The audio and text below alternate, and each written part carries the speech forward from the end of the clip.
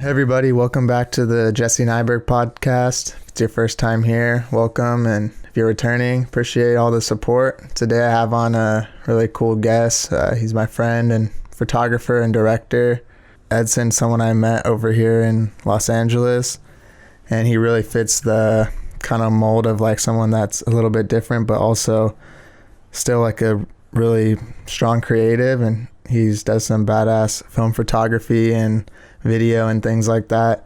So to get started, one thing I always wanted to kind of just ask you a little bit, kind of your backstory and how you got into directing and video and things, and also like what made you even want to do that in the first place. Yeah. Well, like for me, when I kind of, I never really thought that filmmaking was like a path. For me, I never really thought of it as something that I'd pursue in my adult life. And it was introduced to me very early on as a kid. I was always very intrigued by camera. Mm-hmm. My mom always, we'd always go down to like the film developing center right before going grocery shopping. She'd also play back like a lot of VHS stuff, and it wasn't until like freshman year where I went to like a film festival where I saw like all these music videos and short films and little short mockumentaries that students made, and it was something that really caught my attention. So senior year, I ended up taking the film class, and from there it was always just film program after film program, and then sort of like started going into internships and just kind of meeting other filmmakers, and that sort of just helped me build like my community and sort of a network for work and collaborating on projects, and it sort of just like mended into my life like very naturally, and I'm pretty happy that it did one way or another. Right. And you didn't go to school or anything, right? Like post high school, you just kind of built your own thing over here in LA? After high school, I went to UC Merced. It was like my freshman year. Only for a little bit. So I went up there to study I went there freshman year to study sociology, and I was always kind of like interested in like the social aspect of just life and different cultures, and I always thought that would be a good tool to have when I'd go into like making any documentary films or any period piece. It kind of like allowed me to figure out how characters would interact with each other. So that was something that really caught my attention when I was applying for school senior year. And but eventually I kind of came back after the freshman year and was like, well, I think I should just dive into film and really practice that craft. Right. And so, yeah, that's when I was here and sort of started building that network back here in LA. Yeah, it seems, I'm not always an advocate for, school sucks or you shouldn't go to school, but it seems like almost in your scenario that if you were to have stayed there and continued to like focus only on the social work or like sociology stuff, it may have hindered like some of the advancement you had like within like the community over here and like getting connections and stuff. I think it was actually like the right move, for your situation and everything. Yeah, I definitely think so too. Especially because in Merced, it was a very STEM related program. That was kind of like what they were known for. And it was very difficult to find other creatives that were really focused on film or photography. And even if they were, it was more like just kind of cool stuff like drone stuff or like tech, just some like more. Yeah. Yeah. You're back a lot more like, it makes sense that you would have went to school for sociology and kind of just studying humans, because a lot of your work I feel like is really big on culture and candid moments and capturing like small pockets of like just different societies out here in Los Angeles, and I was wondering what kind of drawed you towards that style of like stuff that you've been doing here and in Mexico, and kind of did you always want to do that specific type of kind of documentary or like life documentation? In parts, yes, and in parts, no. Going into filmmaking, I kind of had like this idea that films had to be a bit epic, and there was always something that had to happen, and there'd always have to be like some sort of character change, and just this sort of like feeling of satisfaction at the end of the film. But the more I dove into learning about like societies and cultures and watching other films that sort of explored this notion of just a moment in life, that sort of steered me away from sort of like the cliche like storytelling. And so I looked to like other photographers, like one specifically like Alex Webb and Norris Webb. And they're a couple, and they both have like different styles of photography, where Norris is a bit like more abstract and Alex is a bit more like straight on. And it's very poetic in the sense that their way of compositioning these shots are very like it's just very like in there with the framing, and something as simple as like a wipe on a foggy windshield is something that feels poetic. So I think looking at their work and sort of taking on what I know and what I feel needs to be told, that sort of started influencing, like, we need to tell more stories about people of our community and people from back home that essentially don't really get told, even in kind of like this, I don't know, just like this Mexican film industry, or not Mexican film industry, but there like a lot of the sort of directors are kind of like, there are Mexican films, but some of them don't really represent sort of like the people that are in my family.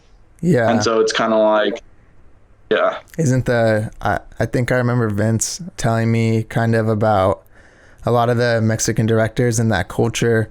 Yes, they are representing like that culture and ethnicity for like to show like the world, like there are Mexican directors, but a lot of them are like a lot more upper class, so they're not really capturing like the everyday kind of like slice of life of like a traditional like small family that would be in that area.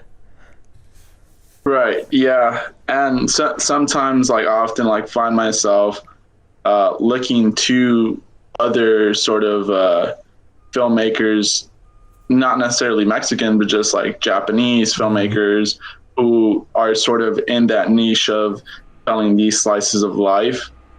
And that also draws a lot of inspiration, because now it's like they kind of hone into these small cultures and these small moments. And that's something that I find a lot of sort of just a lot of inspiration through that. Yeah. Yeah, that's cool. I feel like there's a lot of kind of unsung heroes and just like super interesting things that you can find in everyday life that a lot of times is overlooked on, because it's all about getting something that what's happening now, what's cool, what's trending, how can we make this like as viral as possible or something, or capture what's super popular versus something that no one has ever seen before. And I think that's always been interesting. A little bit pivoting, but one thing I always wondered, this is a small question, but what's the meaning behind like your name on like Instagram and stuff, like the Micoyotito or however it says? Oh, Micoyotito. Mm-hmm. At one point, one of my uncles, he kind of went back and forth between like jail and well, he one time he went to jail, and then he ended up getting deported back to Mexico. Wow. And so he'd always kind of ask if I can bring down his kids to like TJ, and then they'd go down to like Guadalajara, and to visit. I'd go back. Yeah, so I'd go back down to so it'd always be kind of like a back and forth thing with his kids. And my grandma always used to just kind of like make fun of me in that sense, where it was like, like Micoyotito, like, you know, just because coyotes are people who illegally pass other people through the border. And so she'd just kind of be like, oh, Micoyotito, because I'd bring down his kids to go see him, and then I'd bring them back up. Oh, okay. So that's like like a kind of slang term for when people are like bringing people over, like all low key. Yeah. That's funny. So she's basically just, it's like almost like a fancier word of like smuggling or some shit, huh? Yeah, like a little smuggler. That's pretty funny. Yeah, but they're legal here, so it always looked cool. I was just wondering like where it even came from. What kind of jobs have you been working on recently? Because I know you do your own thing, but I know you also work a lot of commercial stuff in the industry. I've been wondering if you want to speak on some of the stuff you've been up to lately, and maybe that job when you went to was it Kansas or somewhere over there? Oh yeah, Kansas. Yeah, so for more of like my day job, and just kind of like the hustle and bustle would be like, where it would be working on commercials. So I've been working on commercials now for over a year, and it's going to be a full year at the end of this year. But yeah, so just kind of creating ads for, like, it'd be Apple, Samsung, Ford, Toyota, just any like major brand. Mm-hmm. Those are kind of the commercials that I get to work on. And recently, through a production company that I interned at called Some Such, they were helping out this director named Amar Marwaha, and the production company reached out to me and asked me if I would like to DP this Amar's documentary. And so it was one shoot here in LA about this MMA fighter named Chase Gibson, whose brother recently passed away. So he took on this fight that his brother was going to take on. And so the fight took place in Kansas. So we went out there for a few days and shot his weight cut, his weigh-in, the prep for the fight, and post-fight. And so currently that's in post right now. I haven't seen any of the rushes yet. Still need to chat with Amar and kind of like go over that. But I'm sort of like gearing towards being a cinematographer within like just the industry. So prior to that, I've also worked on this more like fashion short film for this brand called Uko, or it's UKOO. Not too sure how to pronounce it, but we shot that on 16 millimeter film, and so that was like a really cool thing to do. And that was a commercial. We just kind of had, so it's more like commercial based. Mm-hmm. But yeah, it's kind of like I'm starting to get into more work that I really enjoy, and I'm enjoying like telling this story about this MMA fighter. And just like with small projects like that, it's really fun to get very creative with it and work alongside the director and sort of like put both ideas together to flush something that feels fresh. Yeah, and it seems a lot more up your alley versus like, you know, you're doing these super cool like kind of story pieces, and then you're gonna do a commercial for like Apple Watch or something. You know, it seems very different from what you would like to do. But I know that we've all creatives, and I feel like we all have to get the money, you know, to help fund some of the other more interesting pursuits and everything. What have you been doing? You got anything planned for yourself or anything you're looking to be creating? I know it's a little different right now, but. Yeah, so recently a few months ago in September, I decided to go visit some family out in Jalisco. Mm-hmm. And prior to going, I had this very it wasn't really an idea for a film, but I remember we were working on a Panera commercial, and my friend was directing it, and his name's Daniel, and my other friend Ron, and we were just kind of chatting about oh yeah, I'm gonna go to Mexico, and Daniel kind of had a job that was shooting remotely in Kiev and another part in some part in Europe, and he's like, oh, maybe you can shoot some stuff in Mexico for the commercial. And so that was kind of very up in the air. But Ron and I got to talking, and Ron's like, yo, man, you should write a script, go out there and shoot it. I took the idea that I should just go shoot something. So while I was out there, I reached out to a couple of people in Mexico City that knew some people in Guadalajara, and I got a camera out there and went up to visit some family members in more of a urban town. I sort of started to think about what it is that I want to capture, and it was more of this idea about how death is very prevalent in the town, and it's something that everyone's always talking about. It's something that it happens every day, and it with it happening with animals, it just happens with everyone kind of knows everybody in that town. So word gets out very quickly, but the way they deal with it, I don't know, it's very everyone kind of just sits down and talks about it, and it's something that is more very normal. Mm-hmm. And so recently, one of my dad's brother recently passed over there, and which is one of the reasons why I wanted to go.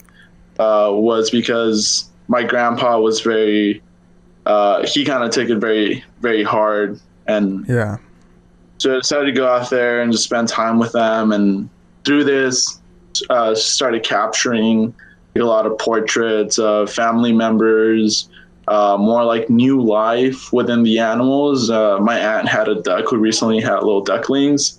So kind of capturing that. And amongst that, there was kind of a slaughtering of a pig. So capturing that aspect of it. And so that's a project that I shot. And now we're going into post-production with it. But just because of me and the editor, my friend's schedule has been, we haven't really sat down and worked on it, but that's something that should be done hopefully maybe in the next couple of months. And then after that, I'll kind of think about what's next. It's going to be a shorter kind of little short film video, or a photography type of thing? It's more of a short film, more poetic. It's just going to be these textural clips and just kind of a voiceover of my grandpa's conversation with my uncle. I don't know how you have been, if this has affected you. I'm sure it has, especially with the commercial stuff. And I was wondering how has COVID and everything kind of affected the work you're doing, the amount of work you're doing, and even the workflow, has it changed it up a lot? I think for one, being in quarantine, for the amount of time that we were in quarantine and kind of still are in quarantine too. It's been more I've had this more of desire and grit to just go out and make stuff. So I feel for me, it's been I can definitely see more projects coming in within the next few months or next year, as opposed to prior to the pandemic. It was more like just kind of like strolling, taking it easy, and not really like honing in on ideas. But now it's like this weird, like almost wake up call, or like this sort of change of mentality. Just, I don't know,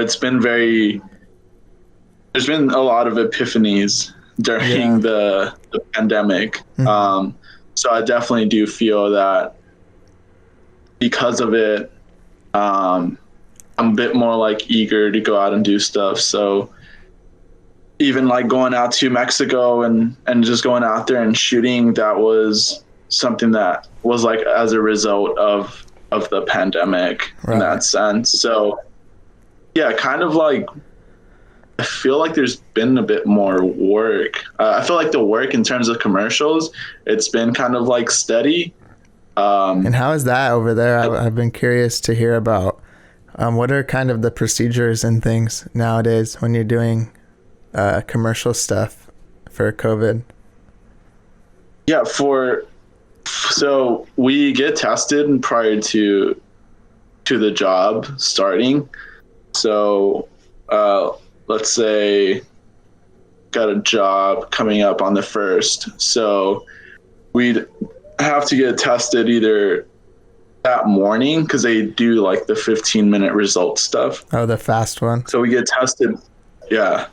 So we'd get tested like right before the shoot, and then we'd like chill in our cars, and then we get the results, and if you're negative, you're good to go, and just kind of work throughout the commercial. But throughout, we have to wear masks. There's a COVID safety team on set called it's called like You, Me, and Sciences. They have like all these like huge T-shirts. They're pretty cool, and they just walk around and they go around sanitizing any equipment with like a UV light, or it's like the wand if you want it or whatever. Yeah, that shit's crazy. Yeah, and they just go around and just like UV any cases, anything that somebody's always touching. They have hand washing stations, and then food's pretty much packaged by the catering service. So it's all very procedural stuff. Okay, instead of like having a big table with all the stuff, they kind of give you like Lunchables or what? Yeah, they'll bag everything for you. Yeah. Is it has it changed? Does it seem like it slows down the process of the production a lot, or is it all pretty smooth with having like that team there and everything? I think it runs about the same. It definitely does slow down in the beginning, just because in the morning once you start work, just because you have to check in and everything. But for the most part, it's I feel like it's been the same since before the pandemic. Yeah. During I know you were saying it seems like you have been doing a little bit more and having a eagerness to do stuff during the pandemic. What helps you keep that drive and passion during these times? Like, has it been easier for you to get inspiration and ideas because you're having a lot more time to think, or has it been kind of harder because you're a lot more confined in your environment? I think I would try my best to get out of sort of like my confined environment, right. And go out and just go on like a small little hike, or just kind of walk around and do things outdoors. And that sort of like tends to sort of relieve any like anxiety or any stress that's been like building up back home or just in the house.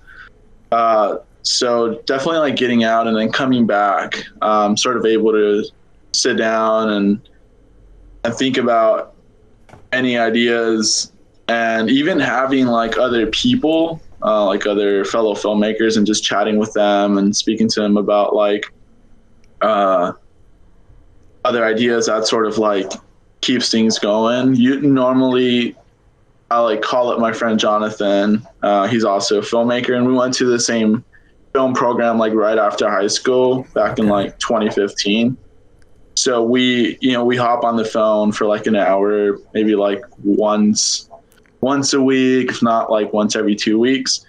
And we just sit and sort of talk about anything that's been brewing up and anything that we've been working on, and just sort of like catch up. And that's kind of how I've been like keeping a lot of ideas going, is just by talking about them with other people.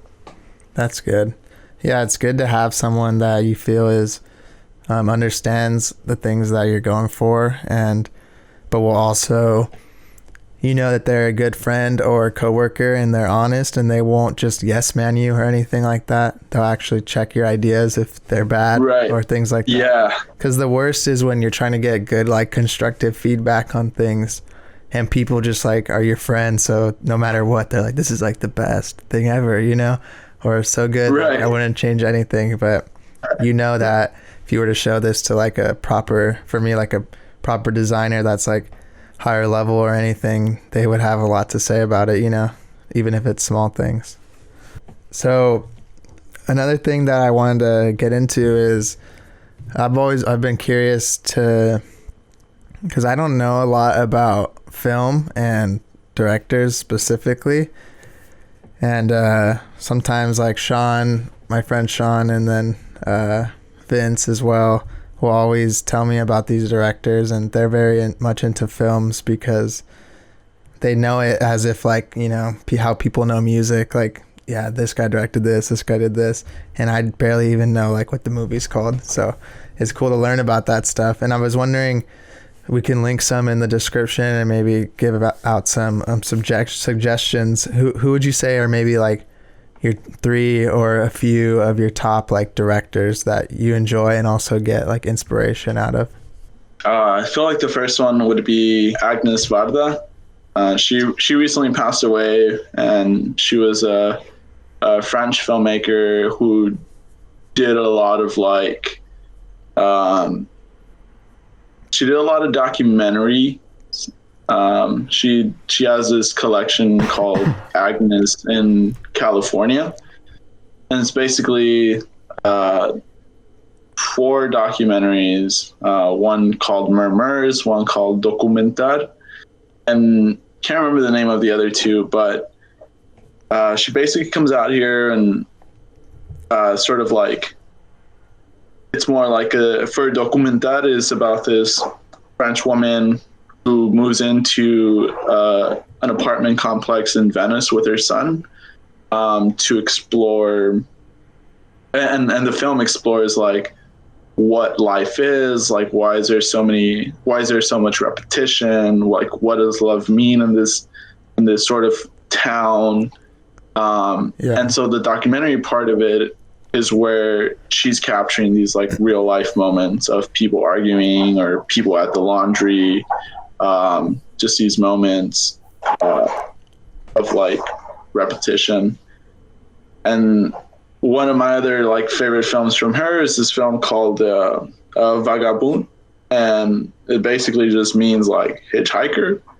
And it's about this woman who's where the way it's told is this woman starts off dead in a ditch, and it kind of like works backwards to figure out how it is that she passed away. And so she's going around like interviewing anybody that has encountered her, and at the same time she's interviewing the police. So she's getting like these honest answers from the people, and then these answers from the police. And also, we're also following her through like her real life and her real life in the film. And so eventually, once we get towards the end of the film, we figure out how she dies. And it's kind of like a really cool way of storytelling. Yeah, that's cool. I like seeing, like, what's the movie? Memento, I think it's called. Have you seen Oh, that? yeah. Like, that's like the type, when I saw that, that shit was wild. Like, I've never really seen like the storytelling like that. And if you like miss a couple things, like it's super confusing, you know, you have to follow that. It's cool to see like different ways to do that. 'Cause everything, especially like Blockbuster, it's so linear, you know, it's really easy to figure out. What was do you have a couple other directors you want to give a shout out to and kind of people can check out? Yeah. So like, so the second director would be Krzysztof Kiełzowski. He's a Polish filmmaker. Recently, a couple nights ago, I watched his from another series called Three Colors: Red, Blue, and White. And Red was one of them that I just kind of really liked the way he told this story of these two characters who are meant to be in a relationship, and there's this story of this judge and sort of like his past relationship, and we're sort of like seeing it through the other guy's kind of life. I just really like how like Krzysztof sort of like layers his stories together, and the way it's shot as well within the film. There's a lot of like kind of like a lot of these crane shots where you kind of see like where it starts off like really low, and then it kind of like goes into their face, and then if they like look at something else, it will like move and really that was, like, quickly. before drones and stuff, huh? Yeah, that was like, I think the film was from like the 60s. Because I feel like every movie now has a drone shot, you know, because it's so easy. Like even like some high school kids like YouTube video has drone shots and everything. Yeah, and it's so easy now to get like to make a pretty good film as well with like with having the technology for it. Like it's so accessible now, and I feel like, you know, you don't like I don't even think that like even now, like the iPhone 12 has like a mirrorless sensor on it, which is what an A7S III would have. I just got this like, in the mail. Oh, you did? Yeah. Sweet. Have you? I haven't set it up yet. I'm gonna go to the T-Mobile after this, but it was on. I had to wait to get it. It took like, I ordered it like November 1st. So. Oh shit. We'll see. We'll go. Are you excited for it? Yeah. We'll see how it goes. Cause I have an iPhone 8 and it's kind of shitting on me. Dude, I have the iPhone 8 as well. Yeah, it's finally gotten to the point where Apple's starting to fuck it up, you know? It's starting to get all weird. Yeah. They have the crazy, that mirrorless sensor as well. Like, I feel like, you know, now you can just make a film like on your phone. It's pretty wild. Yeah, go ahead. Just the last question I wanted to ask you to keep everything on time is, what is like some tips or advice that you would give to any like younger filmmakers or photographers looking to kind of pursue this? Is there anything that you've learned or the route that you've taken that you think would be helpful in any advice?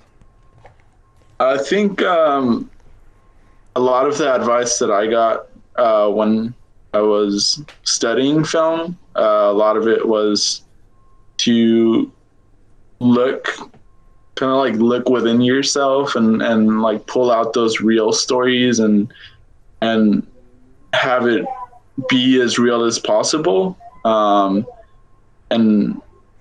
also like that it is possible to be a storyteller in like the film industry, or just kind of like in the filmmaking community. Because I feel like oftentimes it is sort of like it gets fogged up with this idea that oh, we need to have like $1 million budgets, but it's like if you tell stories that are real and that I think the important aspect of it is to find a story that is compelling to you and one that it will be compelling to other people. A story.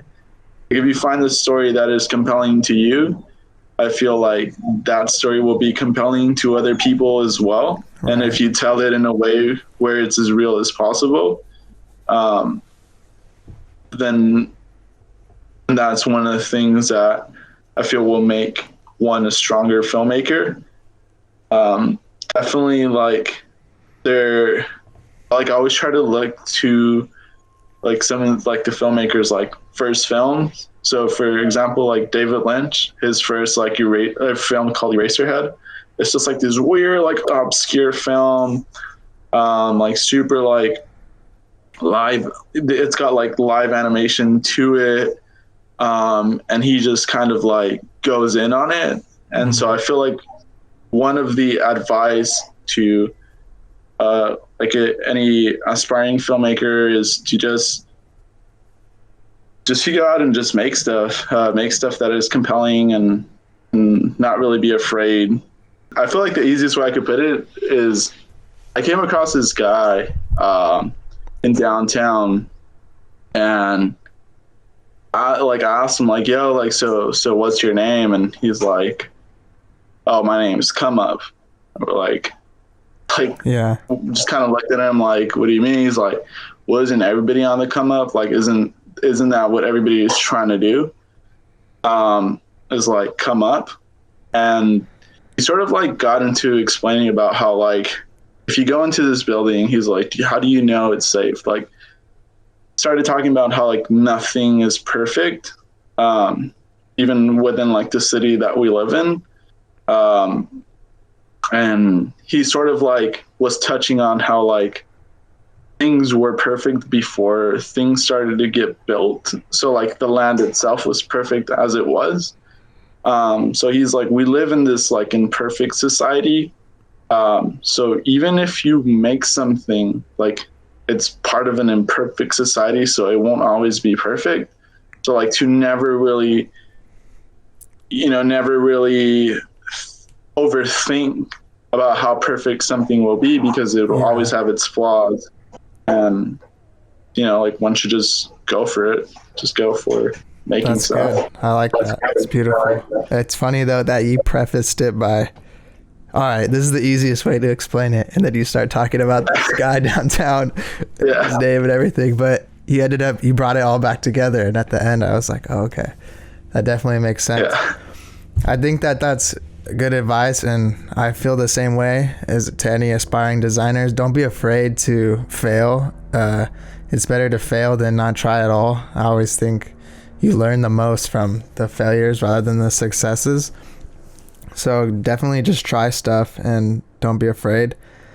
And so I'm gonna plug I want you to plug anything you want to plug, and I'm gonna link some of the stuff you referenced in the description. So is there anywhere you want people to check your stuff out at? Yeah, you can check my stuff out on Instagram at Micoyotito. Okay. I put my stuff on Instagram. I have a website, but it's kind of like it's like old photography, and I kind of want to like work on it a bit more. But I can also link my website as well. Cool. I think that's Edson Reyes, right? Just EdsonReyes.com. Yeah, it's just EdsonReyes.com. Awesome. All right, man. Thank you. Really appreciate you coming on, and I'll talk to you soon. All right, man. Thanks, Jesse. Appreciate it. All right. Peace out. All right, peace. Make sure if you enjoyed this, go ahead, like, comment, subscribe, and rate me on iTunes. I got my stuff all up on the audio now, Spotify, all that jazz, and we'll see you next time. Peace out.